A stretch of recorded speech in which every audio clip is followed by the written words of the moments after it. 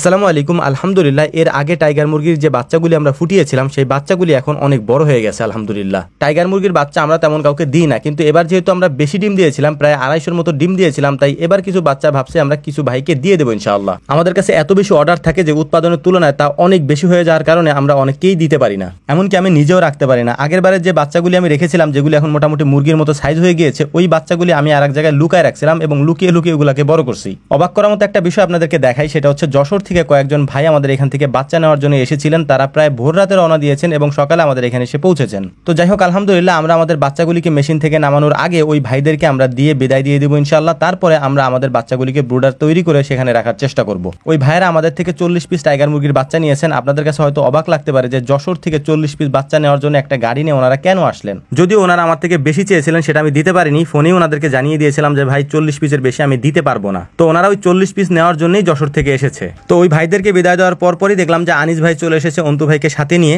তারা সাথে করে খুবই চমৎকার দুটা জিনিস নিয়ে এসেছেন আমাদের খামারের জন্য।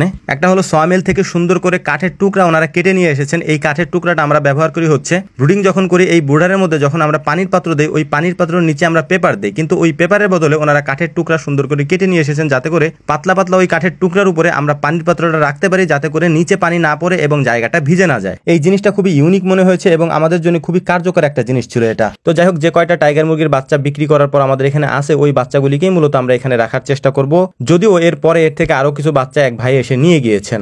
একটা বিষয় এখানে আপনাদেরকে বলি, সেটা হচ্ছে বিভিন্ন উপায়ে আপনারা এই ব্রুডিং হয়তো করতে দেখেছেন বা নিজেরাও করেছেন, কিন্তু আমি একটু ভিন্ন উপায়ে ব্রুডিং করার চেষ্টা করি, অর্থাৎ বিশেষ করে মুরগির ক্ষেত্রে। আমি কেন এটা করি সেটাও আপনাদেরকে বলবো ইনশাআল্লাহ। আনিস ভাই হচ্ছে অনেক অভিজ্ঞ একজন মানুষ, অর্থাৎ টাইগার মুরগি পালার ক্ষেত্রে তিনি অনেক অভিজ্ঞ। তো তারা যেভাবে ব্রুডিং করেন সেটা হচ্ছে একেবারে নিচে তারা কোনো একটা জিনিস রাখেন, তার উপরে মূলত হচ্ছে কাঠের গুঁড়ি অথবা ধানের তুষ দেন। এর উপরে মূলত হচ্ছে তারা পেপার ব্যবহার করেন, যে কাজটা আমি করি না আর কি। আমার ক্ষেত্রে একটু উল্টা হয়। এর কারণ হচ্ছে প্রতি 4 ঘন্টা পর পর নাকি এই পেপার পরিবর্তন করতে হয় বা পাল্টাইতে হয়, কিন্তু আমার ক্ষেত্রে যেটা মনে হলো সেটা হচ্ছে প্রতি 4 ঘন্টা পর পর এই পেপার যদি আমি পাল্টাইতে যাই, তাহলে আমার অন্য সব কাজ বন্ধ হয়ে যাবে, আমি কাজ করতে পারবো না। যেই কারণে এটার উপরে আমি ছালা দিয়ে দিই, মানে পাটের যে ছালা আছে এই ছালাটা দিয়ে দিই। 3 দিন পর্যন্ত এই পাটের ছালা এখানে থাকে এবং 3 দিন পর পাটের ছালা আমি এখান থেকে সরাই ফেলি এবং নিচে যেহেতু তুষ থাকে, ওই তুষের উপরেই ওরা পরবর্তীতে থাকে। আমি মূলত এভাবে ব্রুডিংটা করে আসতেছি। তো আমার কোনো সমস্যা আলহামদুলিল্লাহ এখনো পর্যন্ত হয় নাই, আমি এভাবেই করতেছি। একটা বিষয় আপনাদেরকে বলি, সেটা হচ্ছে অনেকে আমাদেরকে প্রশ্ন করেন যে ভাই এত চাহিদা থাকার পরেও আপনারা বাড়ান না কেন।